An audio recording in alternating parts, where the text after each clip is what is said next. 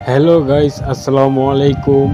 আজকে আমি main road দিয়ে যাই নাই, আজকে গলিতে ঢুকে গিয়েছি। তো আমাদের এক বড় ভাই খাড়ি আছে, তো তাই আমি শর্টকাটে ভিতর দিয়ে যাইতেছি গা। তো সামনে এক বড় ভাই খাড়া আছে, দেখেন তাকে চিনবেন। তাকে নিয়ে একটা ভিডিও বানাইছিলাম। তার নাম হচ্ছে রেজাউল করিম। রেজাউল করিম সামনে দাঁড়িয়ে আছে আমার জন্য। এই যে এটা হচ্ছে মুন্সি মার্কেট 10 নম্বর রোড।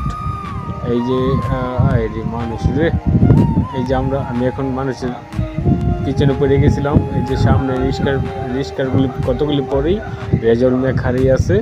তাকে এখন দেখাবো আপনাকে, দেখেন ওই কীভাবে খাড়িয়ে আছে আমার জন্য। ওই যে সামনে লুঙ্গিটা না, লুঙ্গির পরেরটা রিনের গেঞ্জি। আর একটু এই যে আমার জন্য অনেক প্রতিদিন আমার জন্য খাড়িয়ে থাকে। আমাকে ফোন দেয়, অপু কই তুমি। এই যে এই যে দেখতেছে ভিডিও করতেছে, কি হাসিটা দিছে। তার নাম হচ্ছে রেজাউল করিম। তার একটা চ্যানেল আছে RK টিভি, আর তার ফেসবুক পেজের নাম হচ্ছে রেজাউল করিম। তার আইডি সার্চ দিলে আপনারা পাবেন। তার আইডিটা সার্চ দিয়ে তাহলে দেখতে পারবেন ওনার ভিডিও।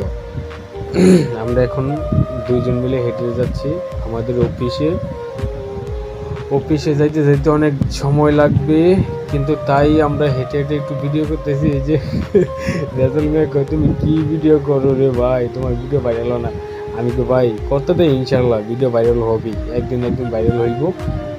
তার জন্য আমি ভিডিও বানাইতেছি। তো সে বলে ইনশাল্লাহ দোয়া করি তোমার ভিডিও ভাইরাল হোক, ভিডিও করতে থাকো। আমিও পাশে আছি।